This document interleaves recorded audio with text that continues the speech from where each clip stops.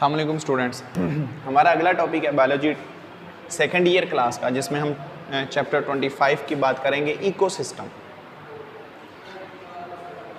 Ecosystem क्या होता है, कौन कौन से इसके कंपोनेंट्स हैं, कौन से कंपोनेंट मिलकर इकोसिस्टम को प्रिपेयर करते हैं, हम इस पूरे हिस्से को डिटेल से डिफाइन करेंगे।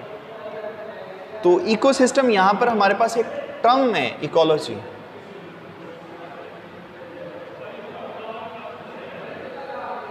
इकोलॉजी, अर्नस्ट हैकल एक पर्सन था। इस बंदे ने सबसे पहले इस टर्म को इंट्रोड्यूस करवाया था 1866 में, अर्नस्ट हैकल। इकोलॉजी ये असल में यहाँ पर दो टर्म्स हैं और दोनों टर्म्स हैं वो ग्रीक की हैं, यूनानी जुबान के यहाँ पर दो अल्फाज हैं। एक को हम नाम देते हैं ओइकोस का, और दूसरा जो सा कहलाता है वो लॉजी। ओइकोस, अब इसके लिए हम कौन कौन से वर्ड आगे एज अ सिनोनिम्स यूज कर रहे होते हैं। ओइकोस, इसका मतलब होता है फैमिली होल्ड। इसे हम हैबिटेट भी कहते हैं, ओइकोस को। इसे हम हाउस होल्ड भी कहते हैं। ये वर्ड क्यों यूज किए जाते हैं इसके लिए? देखिए, ओइकोस फैमिली होल्ड में जब हम इकोलॉजी को डिस्कस कर रहे होते हैं, इकोलॉजी आगे जिस चीज को लीड करती है वो इन्वायरमेंट होता है। तो इन्वायरमेंट, उसके अंदर अगर देखा जाए तो दो चीजें होती हैं, लिविंग्स और non living. Family, house, habitat, इसमें ये सारी चीजें मौजूद होती हैं। अब लॉजी का बेसिक मतलब क्या होता है? इसका मतलब होता है स्टडी। ठीक है, इकोलॉजी खुद बायो की एक ऐसी ब्रांच है जिसमें बेसिकली तौर पर इंटरेक्शन होते हैं, इंटरेक्शन है between living organisms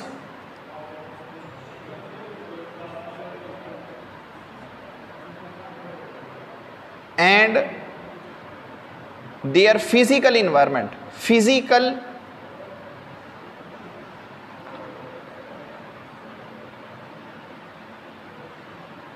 bio environment एक बात, दूसरी बायोफिजिकल इन्वायरमेंट।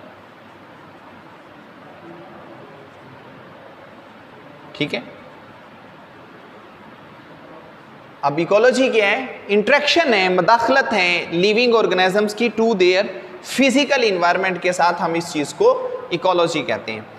अब इसी इकोलॉजी के अंदर जिस टर्म को डिफाइन किया जा रहा होता है वो ये इकोसिस्टम है। इकोसिस्टम 1935 की बात है, 1935 में आर्थर टेंसले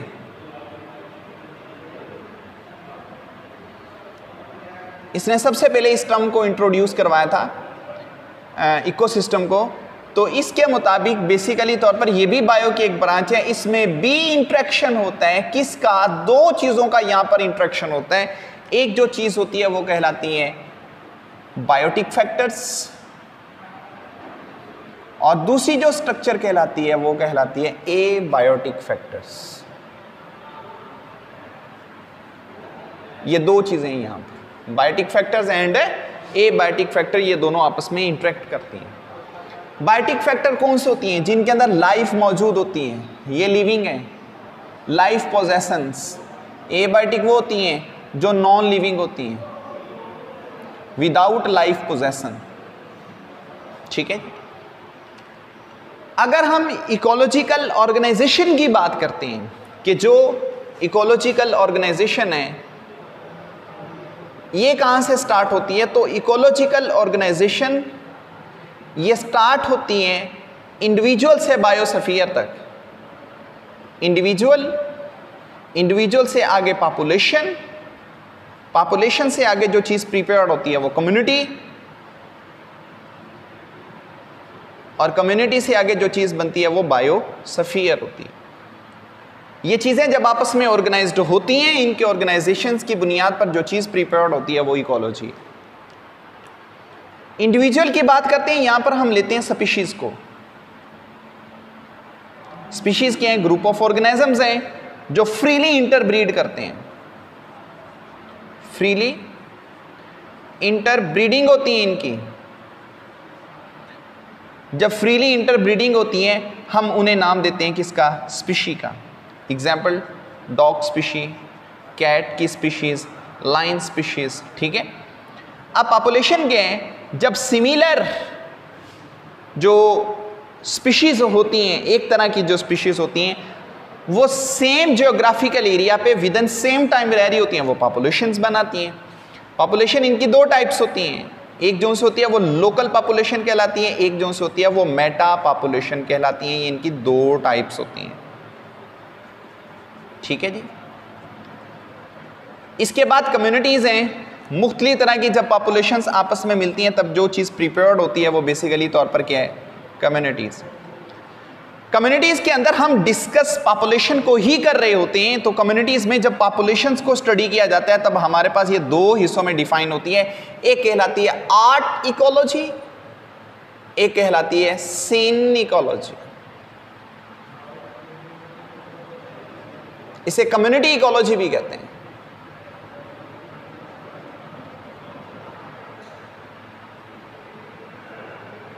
ये दो चीजें होती हैं। आर्ट इकोलॉजी की बात करोगे तो आप हमेशा यहां पर सिंगल पॉपुलेशन को स्टडी करोगे। सिंगल पॉपुलेशन यानी कि एक ही पॉपुलेशन है जिसे आप डिस्कस कर रहे हो। सपोज दैट वो पॉपुलेशन है सोयाबीन। सोयाबीन प्लांट है, इन प्लांट की पॉपुलेशन है, यानी कि ये पौधे लगे हुए हैं तकरीबन कितने 50 से लेकर 200 के करीब ये प्लांट्स लगे हुए हैं। आप सिर्फ इन्हें स्टडी कर रहे हो पूरे ग्रुप में, पूरे फॉरेस्ट में, पूरे पॉन्ड में, ये कहीं भी। कम्युनिटी इकोलॉजी की बात करें या सीन इकोलॉजी, सीन का बेसिकली मानिंग क्या होता है? इकट्ठा, टुगेदर। यहां पर बेसिकली क्या होती हैं? डिफरेंट पॉपुलेशंस होती हैं, एक नहीं। आप एक वक्त में बहुत सारी डिफरेंट मैनी पॉपुलेशंस आप उन्हें क्या कर रहे होते हैं? स्टडी कर रहे होते हैं। It is called synecology, या जिसे आप कम्युनिटी इकोलॉजी के नाम से भी वाकिफ हैं। इसके बाद कम्युनिटीज जब आपस में मिलती हैं, इनके कम्युनिटीज के मिलने की वजह से जो चीज वजूद में आती है वो बायोस्फीयर कहलाती है। बायो का मानी बेसिकली लाइफ होता है, स्फीयर का मानी होता है एरिया, स्पेस, प्लेस। ठीक है जी। तो ये बायोस्फीयर है। बायोस्फीयर हमारी ज़मीन का एक वो बारीक एक परत, एक गलाफ होते हैं जहां पर बेसिकली तौर पर लाइफ मौजूद होती है। आप इसका जोन ऑफ लाइफ भी कह सकते हो, एरिया ऑफ लाइफ भी कह सकते हो, वो बायोस्फीयर कहलाती है। बायोस्फीयर को जो चीज़ डिफाइन कर रही होती है वो बेसिकली दो स्ट्रक्चर्स होती हैं, एक उसका हैबिटेट, दूसरा उसके अंदर जो चीज़ निच होती है। निच 1970 के अंदर एक अमेरिकन ऑर्निथोलॉजिस्ट था, उसने सबसे पहले इस चीज़ को स्टडी किया था।